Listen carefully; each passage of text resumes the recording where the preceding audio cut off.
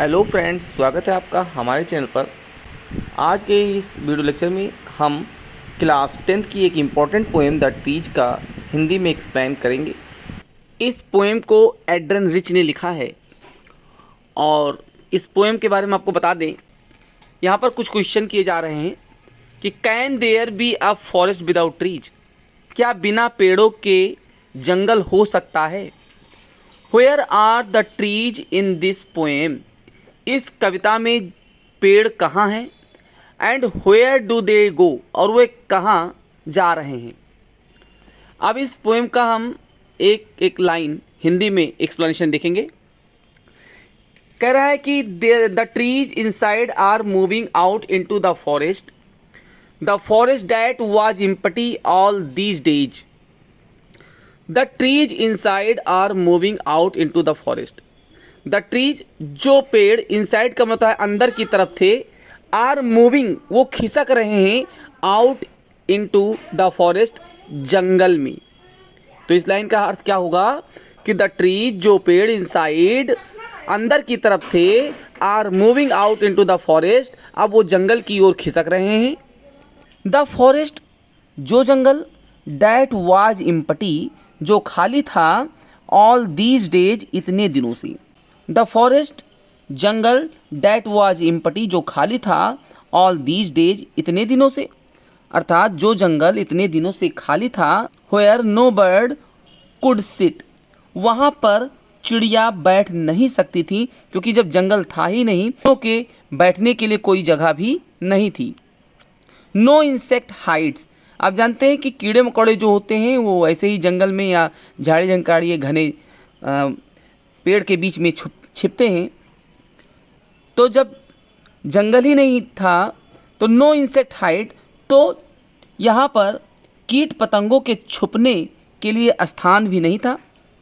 No son worry eats feet into shadow, सूर्य, worry माता छिपाना, तो नो सन्स वरी, सूर्य छुपा नहीं सकता है, ईट्स फीट, अपने पैरों को, अर्थात अपने किरण रूपी पैर, यहाँ पैर का मतलब होता है अपने किरण रूपी पैरों को सूर्य नहीं छुपा सकता है, इन शैडो, छाया में, क्योंकि जब जंगल है ही नहीं तो सूर्य जो है अपने किरण रूपी पैर को छुपा नहीं सकता। आगे पोएटेस कह रही हैं कि the forest that was empty all these night, the forest, जो जंगल, वाज एम्प्टी, खाली था, जो जंगल खाली था, ऑल दीज नाइट्स, इतनी रातों से, वो विल बी फुल, अब वो क्या हो जाएगा, अब वो भर जाएगा, ऑफ ट्रीज, पेड़ों से, बाय मॉर्निंग, सुबह होते ही। अर्थात जो जंगल इतने रातों से खाली था, अब सुबह होने पर या सुबह होने तक पेड़ों से वो सब जंगल भर जाएगा। नेक्स्ट स्टेंजा में एक कवित्री कहती है, all night the roots work, all night मतलब सारी रात, द रूट्स, जो जड़ें हैं, वो वर्क, वो कार्य करती हैं, सारी रात जो जड़ें हैं वो कार्य करती हैं। टू डिसएंगेज देमसेल्व्स, डिसएंगेज का मतलब होता है मुक्त होना या गेट फ्री, हम कह सकते हैं। तो मुक्त कराने के लिए, देमसेल्व्स, स्वयं को, फ्रॉम द क्रैक्स, दरारों से। इन द बरामदा फ्लोर, इन द बरामदा फ्लोर का होता है फर्श की, तो जो जड़ें हैं वह सारी रात बरामदे के फर्श की दरारों से स्वयं को मुक्त कराने के लिए कार्य करती हैं। द लीव्स स्ट्रेन, स्ट्रेन का मतलब होता है टू प्रेस, मतलब दबाव डालना। द लीव्स, जो पत्तियां हैं वो स्ट्रेन टूवर्ड्स, वो दबाव डालती हैं टूवर्ड्स द ग्लास, ग्लास मतलब होता है शीशे की तरफ, तो पत्तियां शीशे की तरफ दबाव डालती हैं।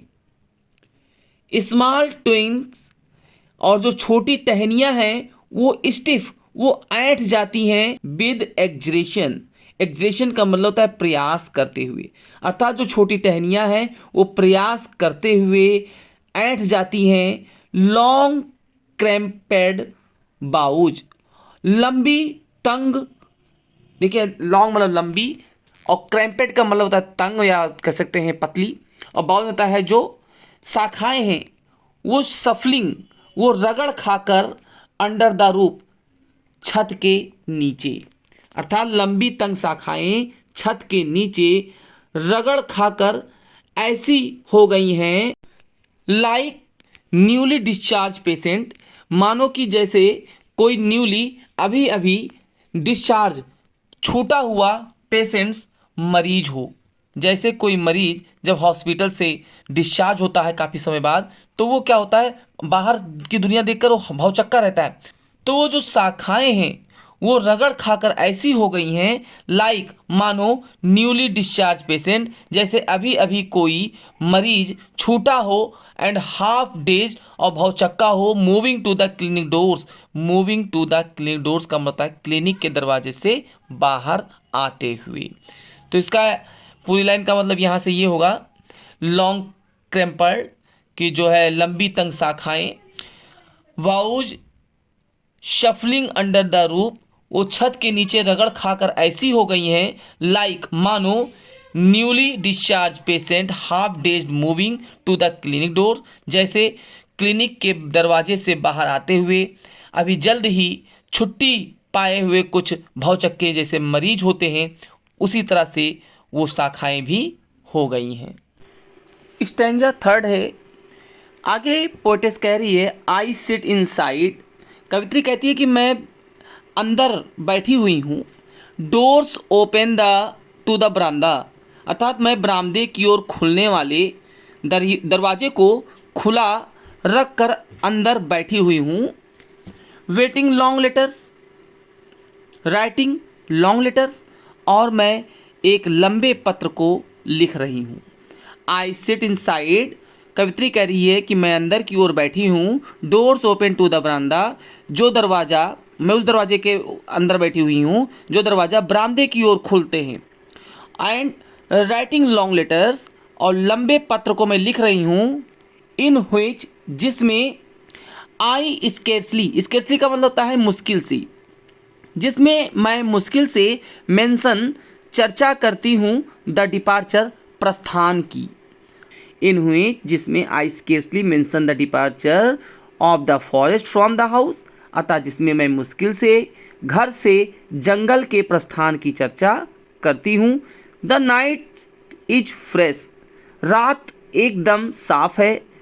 The whole moon, whole moon ना पूरा चंद्रमा, आधा नहीं पूरा चंद्रमा, शाइन कर रहा है, चमक रहा है। इन अ स्काई स्टिल ओपन, अब भी ओपन खुले आसमान में, अर्थात रात एकदम साफ है। The whole moon shines in the sky still open, और पूरा चंद्रमा अब भी खुले आकाश में चमक रहा है।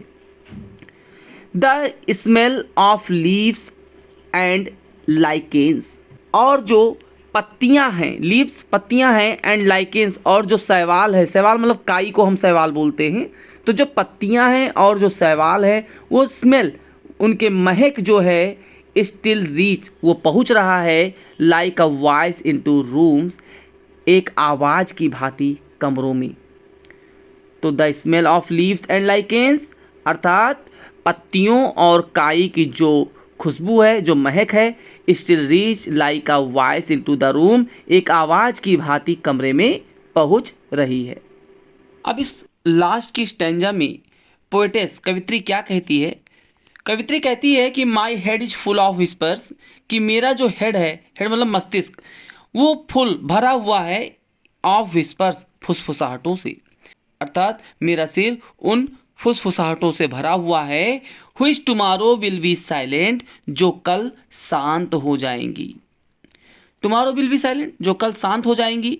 लिसन, सुनो, द ग्लास इज ब्रेकिंग, कि जो गिलास शीशा है, इज ब्रेकिंग, वो टूट रहा है। The trees are stumbling forward, stumbling होता है लड़खड़ाते हुए। The trees are stumbling forward, और फॉरवर्ड का मतलब होता है आगे जा रहे हैं, अर्थात पेड़ जो है वो लड़खड़ाते हुए अब आगे जा रहे हैं, अर्थात जंगल की ओर जा रहे हैं। इन टू द नाइट, रात में। लाइन को फिर से देख लेते हैं। The trees are stumbling forward into the night, रात में पेड़ लड़खड़ाते हुए आगे जा रहे हैं।